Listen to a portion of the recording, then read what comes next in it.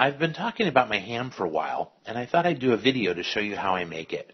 It's surprisingly simple to make the best ham you've ever tasted. There are 3 steps in the process: wet cure, dry cure, and smoke. For the wet cure, we need to make a brine, and it has 3 ingredients. First is Morton's Tender Quick. You'll find it next to the salt in your grocery store's baking aisle. It's salt with sodium nitrite and sodium nitrate, 2 necessary chemicals anytime you cure meat to prevent botulism. The second ingredient is brown sugar, and then finally water. For this batch, I used 1/4 cup of Tender Quick, 1/4 cup of brown sugar, and 2 cups of water. Use a ZipLoc bag to do the brining in, and label it with the date and time so you know when to take it out. I'm using whole sirloins here that I got for just $1.88 per pound. Put them in the bag, and then add the cure. The meat needs to cure in your refrigerator for 48 hours. Don't cure it for any more than that.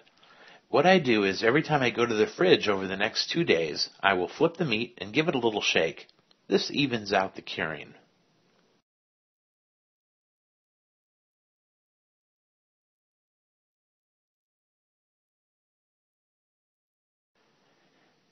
Now, through the magic of YouTube, it's been 2 days later, and time to switch over to a dry cure.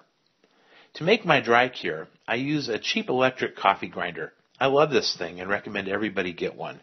It needs to be dedicated only to spice grinding, so never grind coffee beans in it.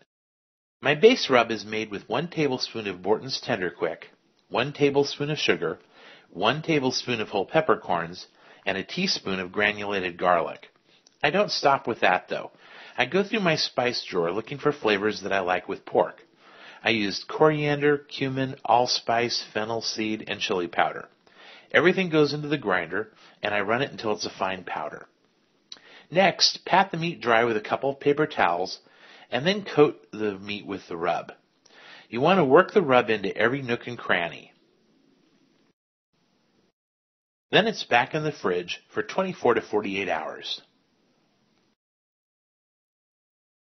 Fast forward 2 days.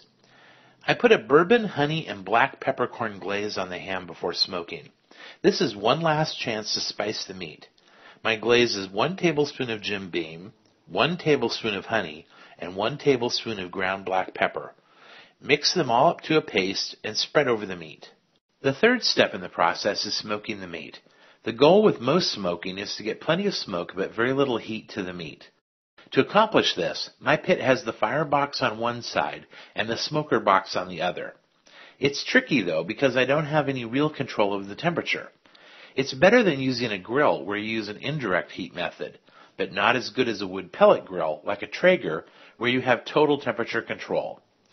You can smoke meat on a Weber-style grill if that's all you have, but use just a few briquettes, adding more as you go.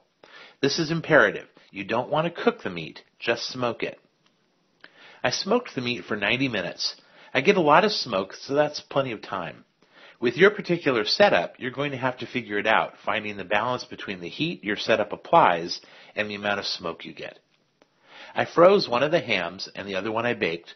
My cooking method is to put it in a covered Dutch oven in a 200-degree oven until the internal temperature reaches 155 degrees. I then let it rest for 10 minutes, and the carryover will bring the temperature up to about 160.